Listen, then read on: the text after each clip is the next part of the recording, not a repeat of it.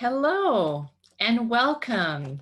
Welcome to the date night version of our Wellness Matters during COVID webinars. We have been having so much fun with these webinars, and I have been especially excited for this one. What a way to spend a Friday night. That's great. Our presenter tonight is Ramona Kottke-Gap. I'll introduce her a little bit more to you in just a moment. My name is Nicole Imgrund, and I am the owner and director of River's Edge Counseling Center. We are here in St. Albert, although these days we're offering video and telephone counseling to people in many different places all across the city and the province as times have changed. And although we've always offered video counseling, that is the way that we're offering our services to everyone these days. And it's been great. Ramona is one of the psychologists on our team.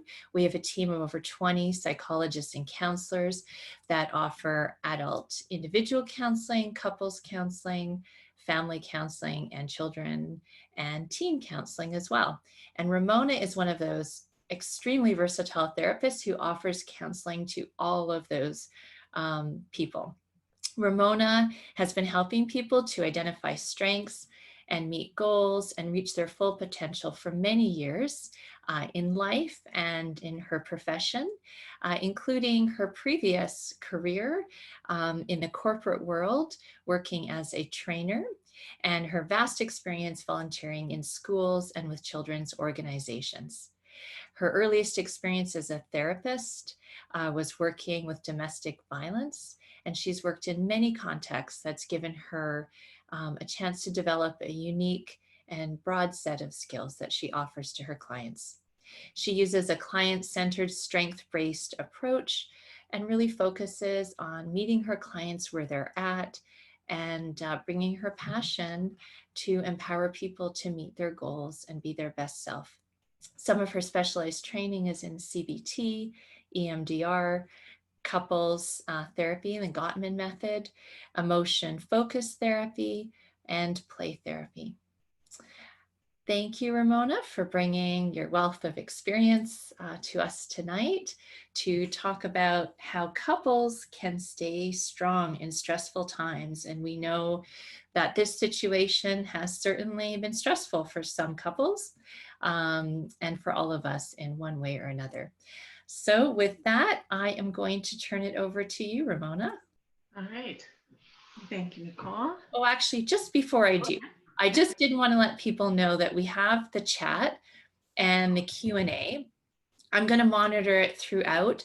And Ramona, after about 40 minutes, she'll be done her presentation and we'll answer questions. So take a look at where the chat is. At some point, I think she'll have a question for participants in there as well. And we'll definitely take your questions at the end. So type them in whenever you get a chance. And if you didn't hear me say before we started, you need 4 pieces of paper, 2 pens, and a pair of scissors for later in the presentation. So maybe one of you could run and get that now if you need to. And now with that, I'm going to turn it over to you, Ramona. Okay, great. Thank you, Nicole. Share my screen. Okay.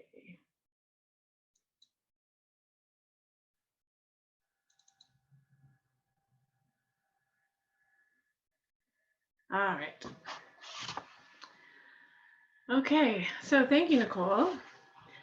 I really appreciate all of your energy and dedication to making these Wellness Matters talks happen online. Your enthusiasm is contagious and your commitment to improving mental health in the community is inspiring. Thank you very much for that. All right, and welcome. To all of you listening at home, thank you so much for registering and joining us tonight. I am so happy that you've decided to make time to focus on your relationships. You get a gold star just for showing up. With so many other competing priorities right now, working on your relationship is something that could easily be shoved to the bottom of the list. I understand that. But it would be a really sad reality to wake up one day and learn that your most prized loved one is feeling neglected, or that, or to come to realize that your primary relationship had been taken for granted. And if this sounds familiar, and if your desire is to not have that regret, then tonight will be a good start to getting you back on track. Okay, so as Nicola has mentioned, tonight's webinar is hands-on, a little bit hands-on. And so we need you to each have 2 pieces of paper. If you've got colored paper and you have blue and pink, that would be great. Looks like I have a typo there. And a marker for each of you and a set of scissors that you can share. Okay, so let's talk about this stress that's wreaking havoc on us. Okay, so couples that function effectively treat one another with consideration and provide support to one another. Happy couples behave like good friends, and they handle their conflicts in gentle and positive ways. And so that's kind of the goal for us as couples, right? However, there's nothing like the stress of a pandemic to test the strength of a healthy relationship. In these unprecedented times with increased uncertainty about the future, there are moments, or maybe days, when even the most healthy and high-functioning couple is going to spin out of control and perform way below their capacity. So I was thinking that, you know, some of you might even recognize yourselves in some of these pictures here on the slide.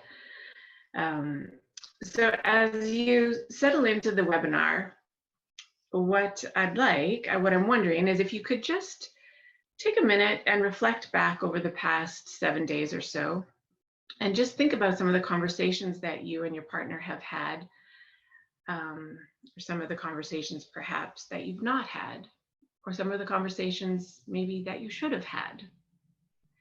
And as you do this reflecting back, and if you find yourself cringing a little bit and noticing that you're feeling a little bit of shame or embarrassment about how you spoke to your partner, take a nice deep breath and know this: you're not alone. And as you think about the past week, if perhaps you have some hurt feelings coming up because of the reminders of previous unresolved conflict, also take a nice deep breath and know this: you're right. You did not deserve to be treated that way. Regrettable situations like that, which include such things as raised voices, cutting each other off, criticizing, blaming, eye rolling, stomping away, and giving each other the cold shoulder, they seem to be happening much more often these days. They're much more common, as everyone is trying to navigate our new normal, as they say.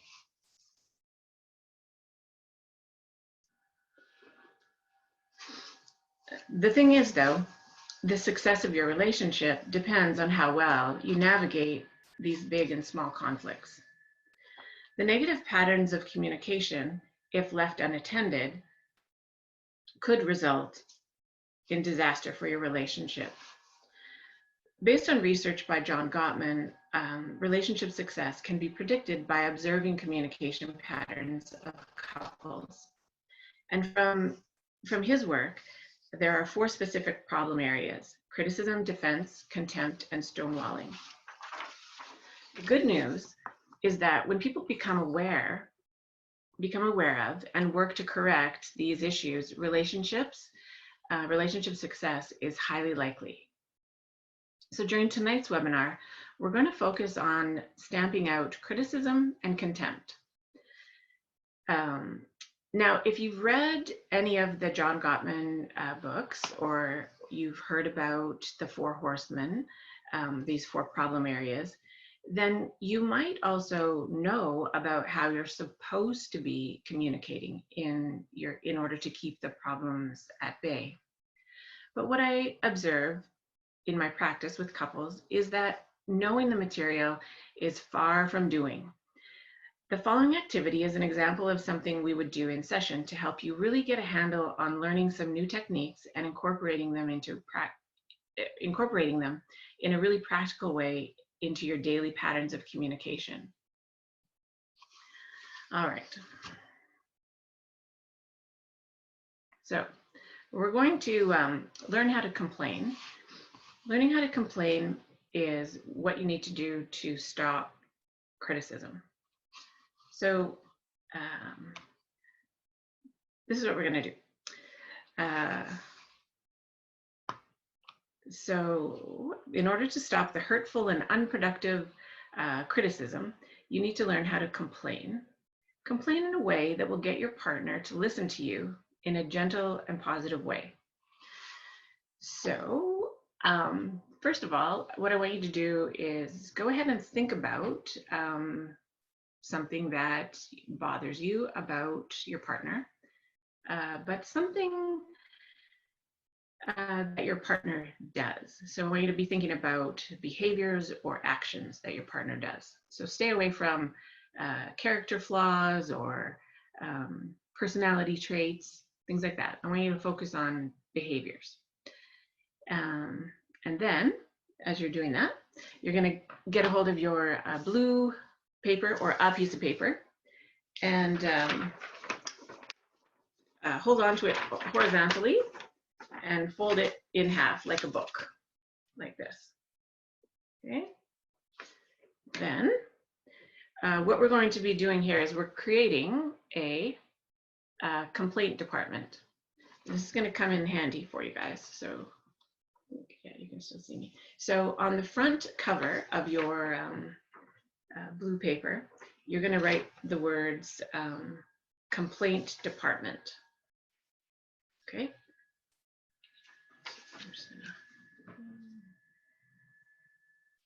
Department. That.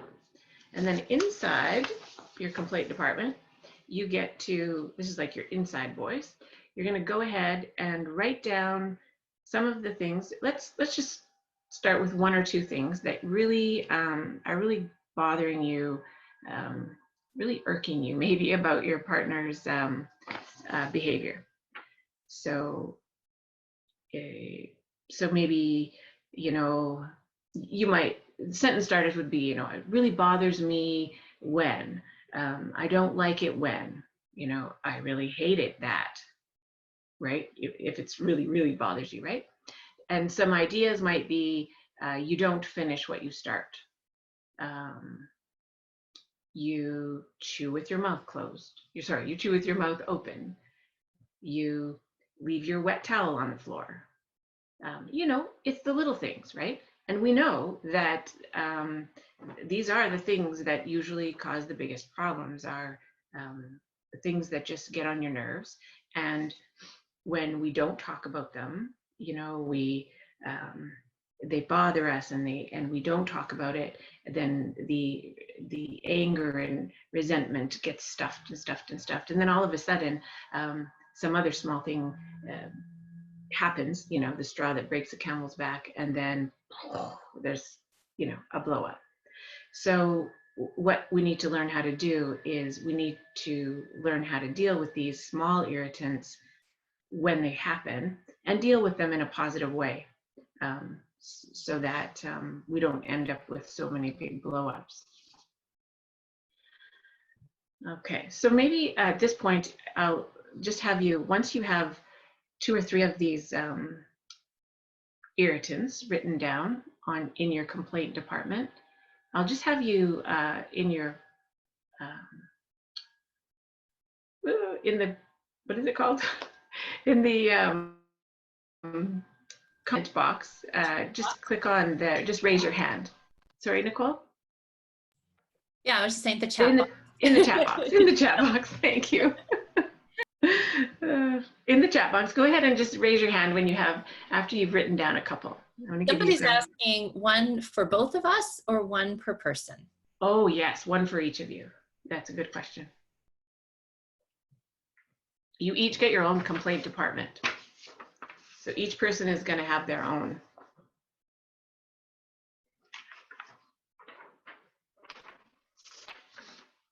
just going to give you a couple of minutes to do that.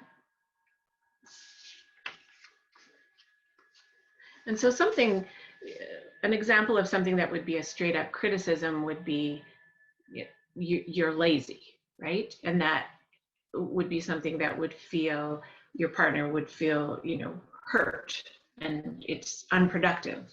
But what are you really trying to say, right?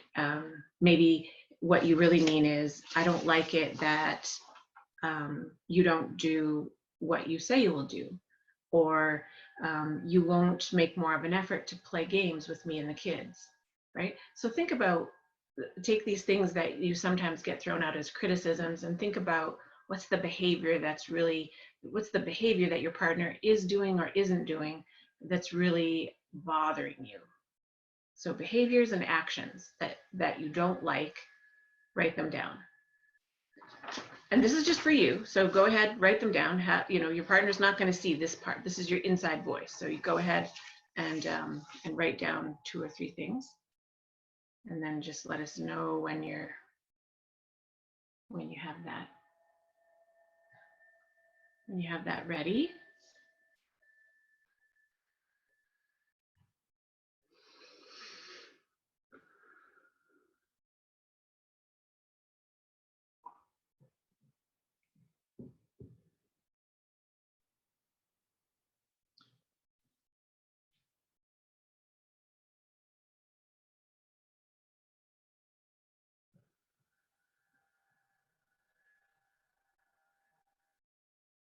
And I'm going to go ahead and suggest that from tonight, pardon me, from tonight onward, that when you have complaints or you have things that are bothering you about your partner, that you maybe make it a habit of writing it down in your complaint department, because it gives you an opportunity to then assess how much it is really bothering you, and then if you need to address it or not. So it starts out as something that's between you and you, first of all. So if you've got a complaint, you go write it down, and that gives you an opportunity to think about it, diffuse it a little bit, and then decide if you need to address it, in a meeting with your partner. So you write them down, and then you and your partner could schedule a complaint sharing meeting maybe once a week, where you bring your complaint department, and then you decide if you're going to share 1 complaint each or 2 complaints each, or how it's going to go. All right, how are we doing, Nicole? How many hands raised do you have over there?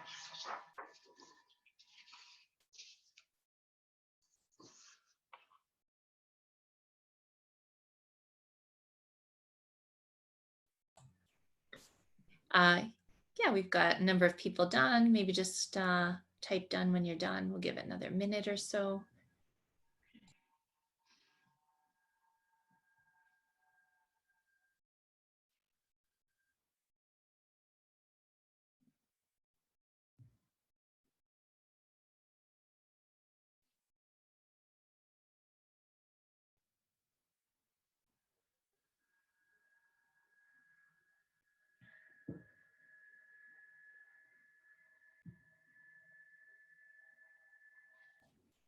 Okay, it looks like most people are done.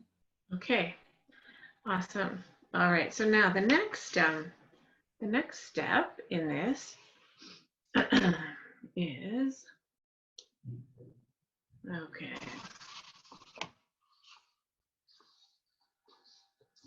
All right. So the next step here is we're going to learn how to communicate these issues, these bothers, these problems. We're going to learn how to communicate them to your partner in a way that will feel, not hurtful. It'll feel much more positive. So these are the 3 components of the conversation that you're going to have. There's 3 sentences, and these are the sentence starters. So you have I feel, and then you have when, and you have I need. And they can be used in any order. There's no rule about the order.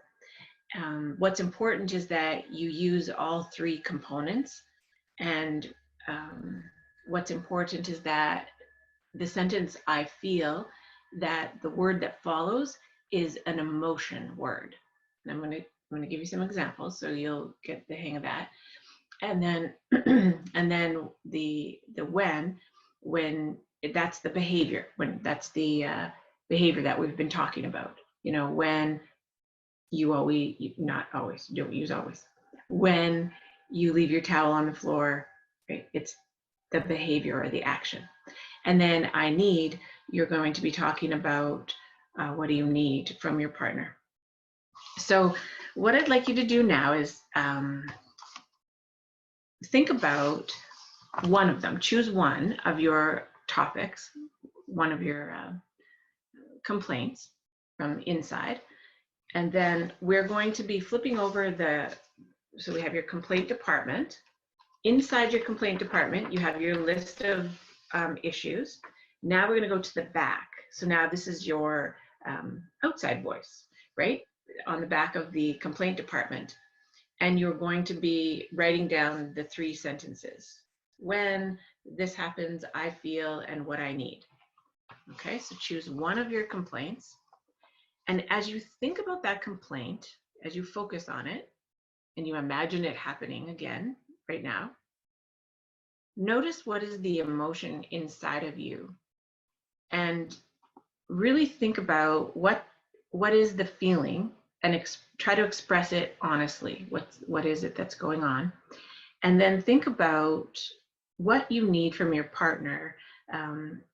What is it going forward? How could they make that better? Is there an alternate behavior that you would like to ask them to do that could possibly make that feeling better? And you know, you might not get what you want or what you need, but we're asking. We're going to go ahead and ask. That's what this is about, right? And then you can go ahead and talk to your partner about why this is important for you. Okay, so I'm going to do a couple of examples, and then if people have other examples that they want to share of their complaints, and they want to, if they want me to talk about how I would handle it, I'll do that too. So, so I have one example here, leaving dirty dishes on the table. So when you leave your dirty dishes on the table, and I end up having to put them in the dishwasher for you, I feel lots of times the initial feeling is just angry, right? Like, oh, I don't want to do it, right? But I want you to go deeper. Really think about, what is it? Why is this bothering you so much, right? Well, I feel annoyed. I feel taken advantage of. I feel disregarded. Like you don't say this part. This is your inside. You know, it's because you get up and you walk away, and it's like, you just expect me to just do it for you. So yeah, I feel used. That's the emotion. So that's what's so, that's the deep feeling about it, right? So that's the feeling, that's the emotion that you want to be talking to your partner about. And so then there's this deep feeling that you want to talk about, and then what is it that you want from your partner, right? Well, you know, so what I really need from you is, I just need you to pick up after yourself. That's all. And why is this important? You know what? You know why this is really important, you might say. When I'm picking up after you, and I feel like used and kind of taken advantage of, and sort of, I kind of feel like your mom. Like, I feel like a mom to you. I get really resentful. And the truth is, buddy, it's kind of affects my sex drive. And that makes me sad, because, you know, we're not connecting very much these days, right? So really think about, like, this is just dirty dishes on the counter, and all of a sudden it's affecting intimacy. It's affecting connection, right? So when you can sit down and talk about these things in a really positive, you know, calm way, you can get to, they are a really big deal. So this is important. It's important to learn how to do this. So here's another one. we don't have enough sex. So when I cuddle up to you and I show you that I want sex and you push me away, I feel, well, yeah, I mean, that's, oh, I feel rejected, I feel unloved, I feel embarrassed, I feel turned down. And so, well, what do you need? Well, ultimately, I want more sex, right? But you probably, there's probably more to it than that, right? You might say, you know what I need from you is when you're not in the mood, what, maybe you could just, could you be more loving when you turn me down? Could you give me an alternative? Could we somehow be close? Could you just be honest and say, I don't want to have sex, but I still want to cuddle with you? And what if I promise that I won't, what if I promise I'll respect your boundaries? What I, in my practice, what I hear from clients is that with the whole, sex issue, is that sometimes one partner who will say they're not in the mood is afraid to say, well, let's just cuddle, because then the partner who wants to have sex will, try to push the boundaries once they get cuddling. So, you want to be able to talk about these things as opposed to, hey, do you want to? No, I don't. Okay, fine. And then now you're back to back all night, and then you're not talking to each other for a week. Being able to talk about it and understand why it's important to you is really important. And this formula will help you get there.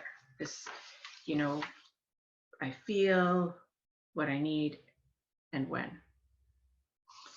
Okay, so are there any examples in the chat box that you'd like me to address?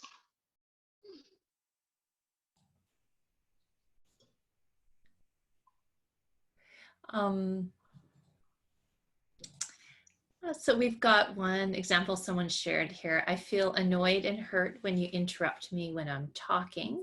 I need us to be able to go back and forth in a conversation without talking over each other. Yeah, that's a good one. Yeah. That sounds good. Any other examples of complaints you'd like Ramona to give an example of how you might work them through in a different way or communicate them differently?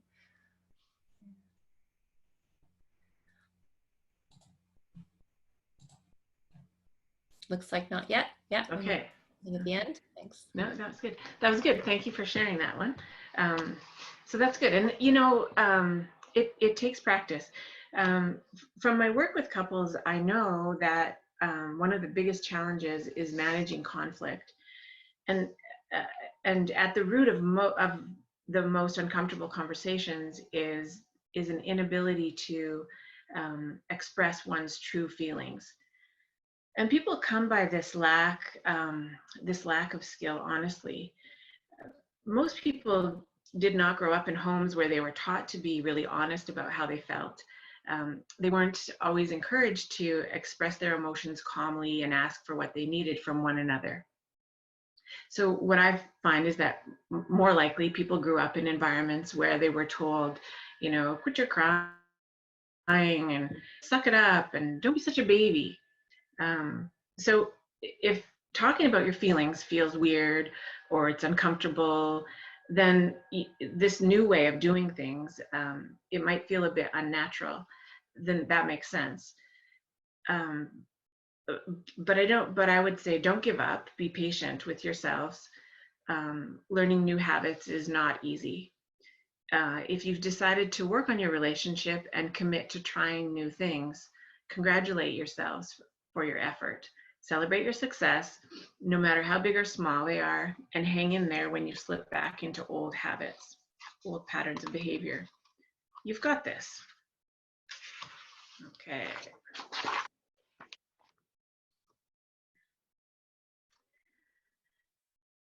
So that is criticism.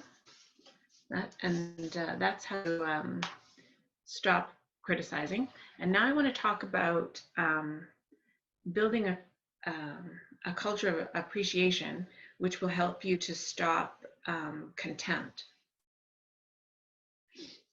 Pardon me. Contempt is the pattern of negative behavior that is the #1 leading indicator of divorce.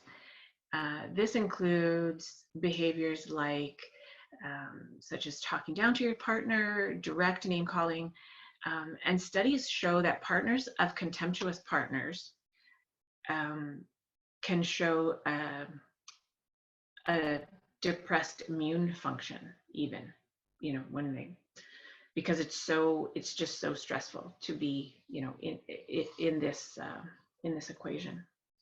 So that's why it's so important to work on increasing a culture of gratitude, appreciation, and friendship in your relationship.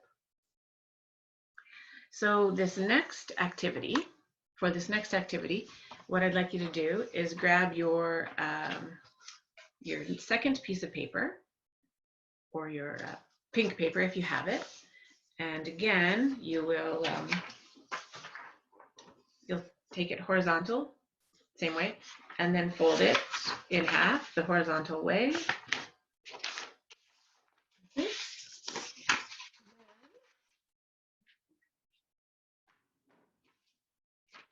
I feel like Mr. Dressup. And then starting here at the bottom, so the bottom corner, we're going to make a heart.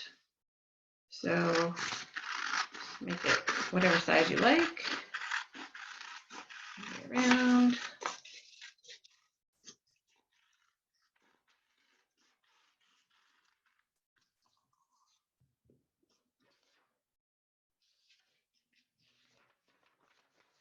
Okay.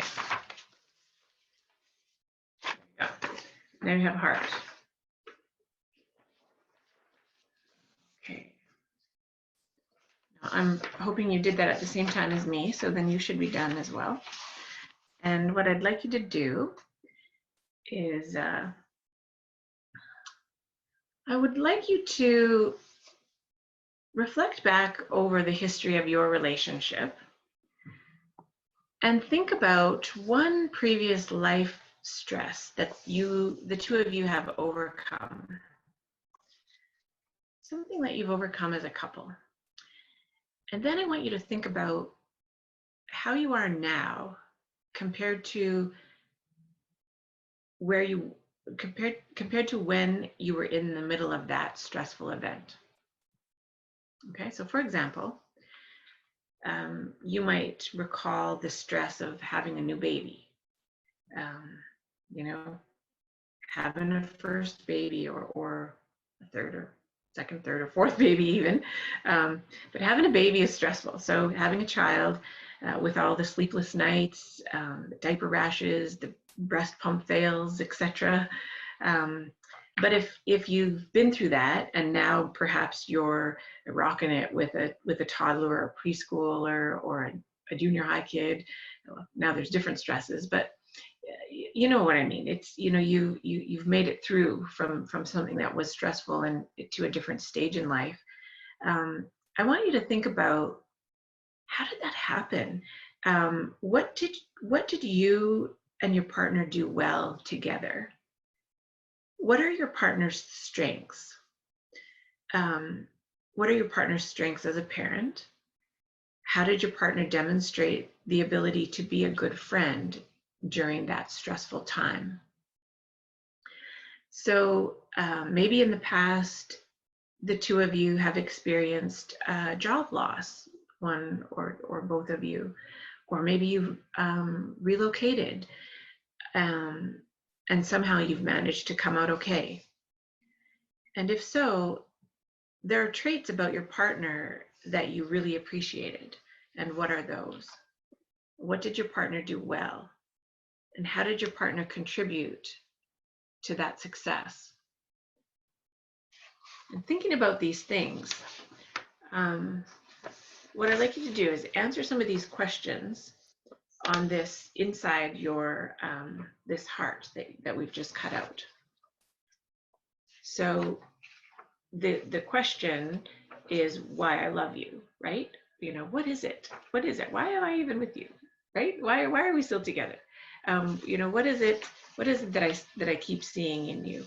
That's kind of what we're looking for here, is some appreciation and fondness and admiration. We're just sort of digging in deep to see what we can recall, because sometimes we need to do that. And so when you and what about if you think all the way back to the day that you and your partner met? What's the sweetest memory that you recall? Was there one thing that you could say made you fall in love? What was that? And then thinking about your wedding day, if you're married, that was a stressful day. Think about your partner and what that meant and what that means to you. Why did you want to vow to be with them until the end of time? Go ahead and write some of those things down inside that heart there.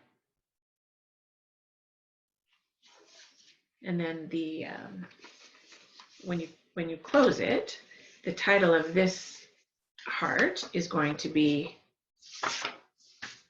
Why I Love You. Why I Love You.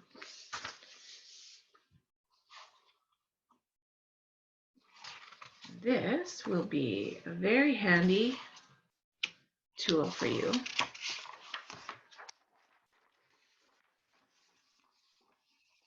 When we're amid a new stressful situation, such as a pandemic, we can easily lose track of the admiration that we once had for one another.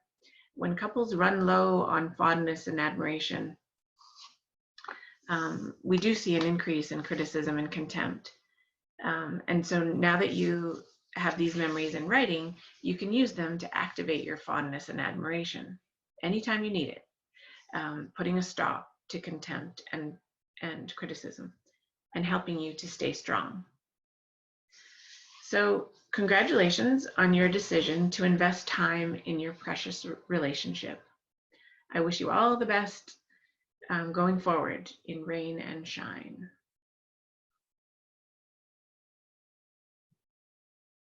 All right, oops. All right, and then for more information about the Gottman couples method, you could check out the Gottman Institute at www.gottman.com. And when you go there, there's a nice 2 times a week newsletter called the Marriage Minute that I highly recommend. And then in the App Store for iPhone or Android, there's the Gottman card deck, which is really nice. I recommend that to all my couples. All right, and that is the end of the webinar. Thanks. Well, we'll just take some time here to answer any questions. If you have comments that you want to add to the chat, we'll keep our eye on that. Yeah. The resource you had at the end there, the card deck, is that for the love map exercise with the questions about your partner? Yes, that is one of the card decks. Yeah, yes. I just love that one. There's such simple questions like, what's your favorite food and that kind of thing. But yeah. I remember when I took the training and they just described how we make this mental map. Whenever we meet somebody new, we're curious, we're thinking about who they are, we're looking for information, kind of investigating who they are. And then we develop this map in our minds about them. And then and then it stays stagnant over time. And then we make these assumptions about who our partner is. Right, yes. I always tell clients it reminds me of, like, because I have no sense of direction, how the GPS map in my car gets outdated. I don't even know the Hyundai exists, so I constantly get lost. And so how do we, keep it up? But anyway, I love how, just like the exercises you gave, they're so simple, but just a way to get to know each other again and to not have those missed moments, when we don't really feel understood by our partner just because we haven't taken the time to get to know them again. Yeah. I know I've used the card deck in session, and I've had a client turn to her partner and say, "Do you even know me?" as you know, as they're trying to answer the questions on the card deck. Yeah, yeah, I know. So someone is asking, what are some great examples of healthy behavior during couple conflict? Okay, healthy behavior. Yeah. Well, you know, talking about your feelings, so focusing on yourself in the communication would be a healthy behavior. Um, you know, so if the conflict is about, um, the dishes, right? Rather than focusing on, you're so, you're so messy, you're such a this and that, and you always do that, right? The focus, rather than the focus on the partner, keeping the focus on you. Like, what is it? What's going on for you in that moment? Why is this such a big deal for you, right? Mhm. Like I feel like I'm having a hard time with this dishes thing, and this is what I need from you, right? So that would be healthy.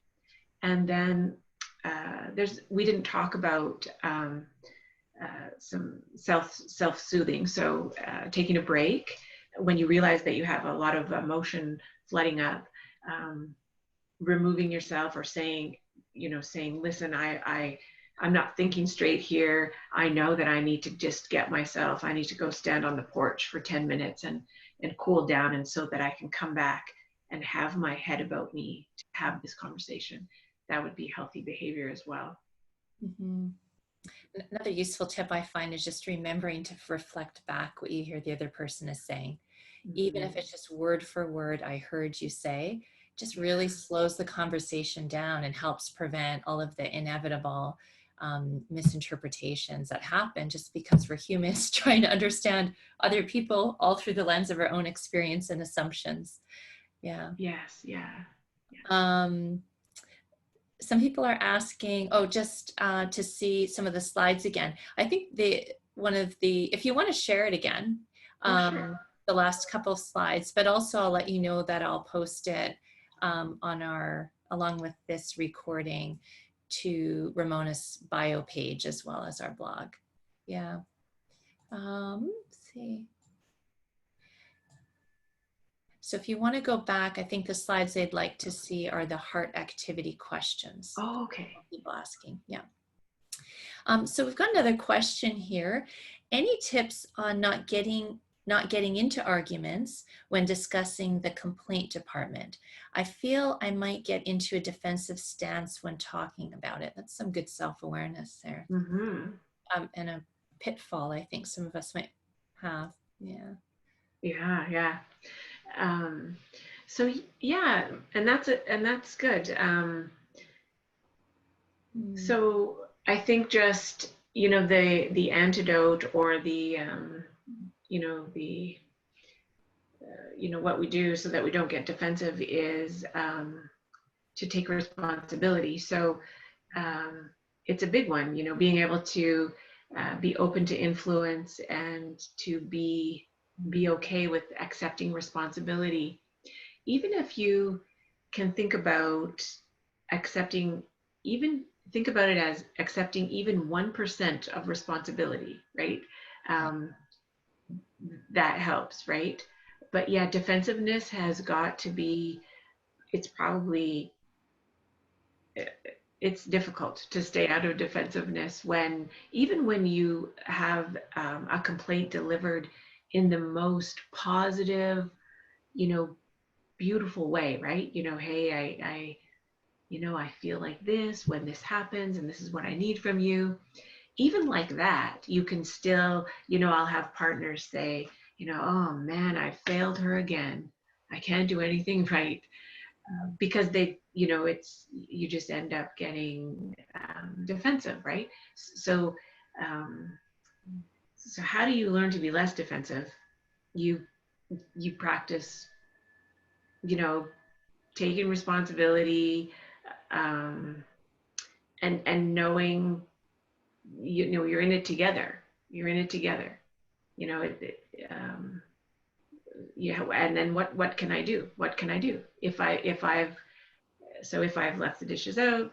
okay, how do I make it better? You know, and go from there. I Sorry, I find don't know if I answered the question.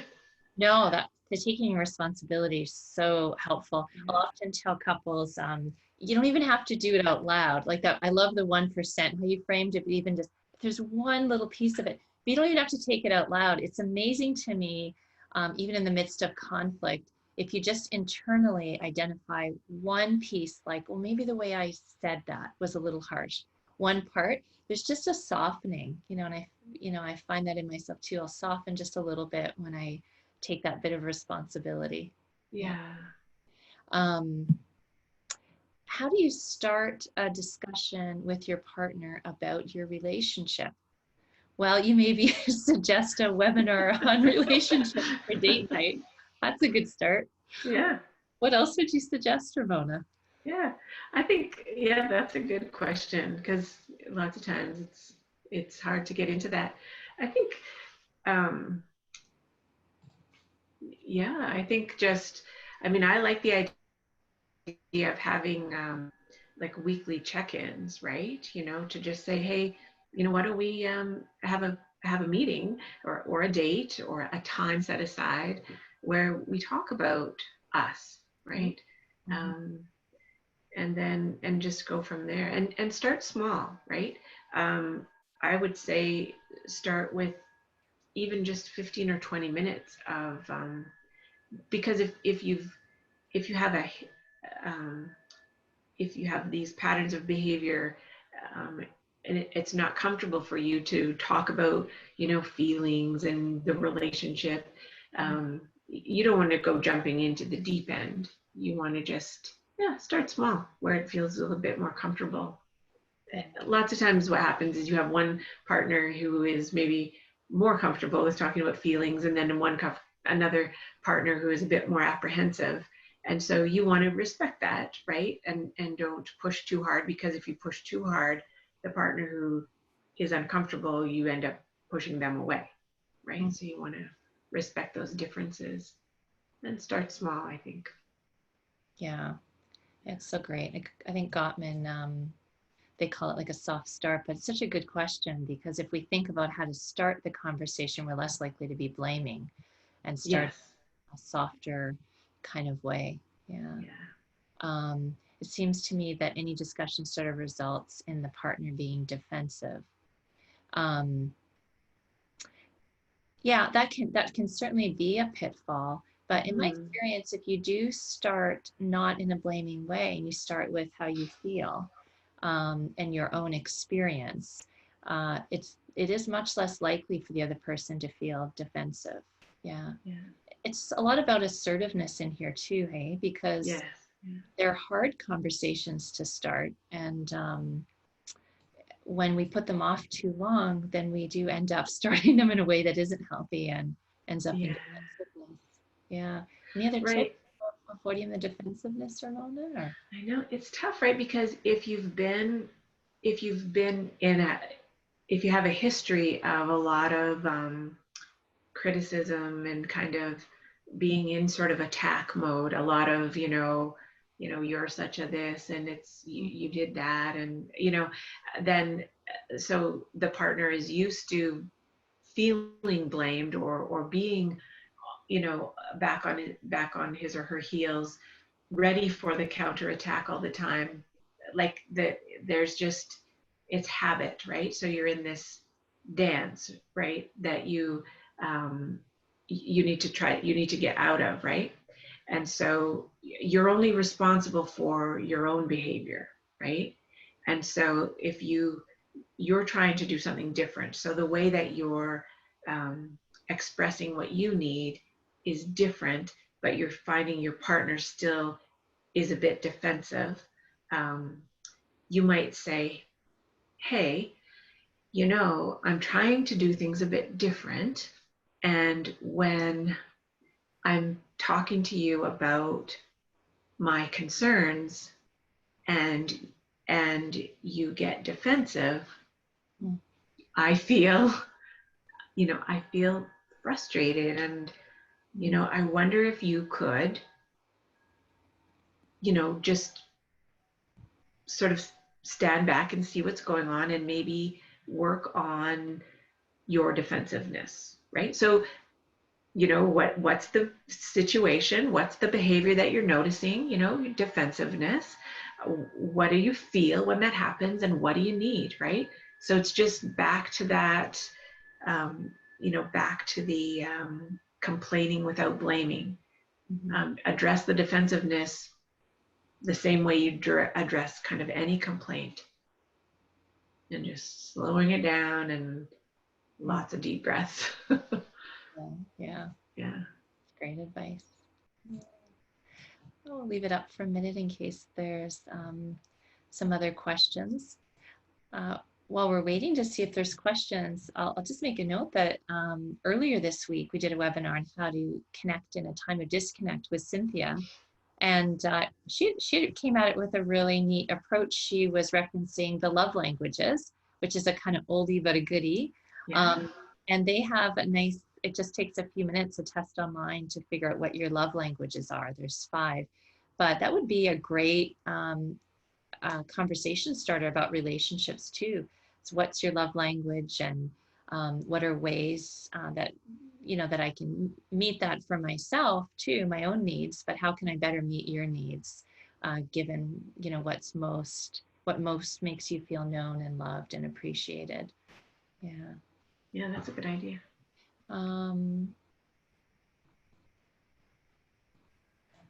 Yeah, I don't see any other questions. Yeah. Here we go. How do you make it work when one partner wants to grow and the other is content where they are? Yeah, that's a good question. I think it's, I think it's this, respecting differences, right? I think it's having that conversation. It's having that difficult conversation, right? Because now you have, because that is a conflict, right? When, I feel like there's things that we could do to get better at connecting, and you feel like we're fine. I feel sad, and what is it that you need, right? So if one partner is over here like completely content, and then the other partner is over here, no, I want to grow and change and get better. There's got to be something somewhere in the middle that you could meet, right? So maybe the partner that feels pretty content, doesn't want to go to a marriage retreat, but maybe they're willing to do a little something, right, to move, right? Maybe there's some compromise that could happen. But I think it's just when people feel respected for their positions, right? That's when usually they're willing to move a little bit, right? So if okay, I get it that you feel comfortable. Could you try to see where I'm coming from, kind of, right? So understanding where they are, and then asking them to see where you're coming from. That's such a helpful way to go at it. And there's no, you've taken away the judgment in that kind of response too. Yeah. Yeah. I can sometimes feel. Someone is saying they found love language is helpful in understanding the different needs of each partner. Yeah. Why relationships are, they can be hard and rewarding. And it's true in this time, even more so in each direction. Someone is just resonating with how important it is to leave the judgment out. Yeah. Right. Yeah, it's amazing if we can just come at our relationships and our partner with just genuine curiosity in those conversations, what a difference that can make. Yeah. Okay. Well, if you have any more questions after this evening, we'd love to hear them. You're welcome to email info@riversedgecounseling.com, or myself, Nicole, or Ramona at riversedgecounseling.com. And we you're welcome to join us for any of the webinars. I think we've got about 10 more coming up, including a weekly mindfulness meditation on Wednesdays with Okay. Greg. And yeah, and so that's all. And I just thank you for being here tonight, and I wish you well. Good night. Good night.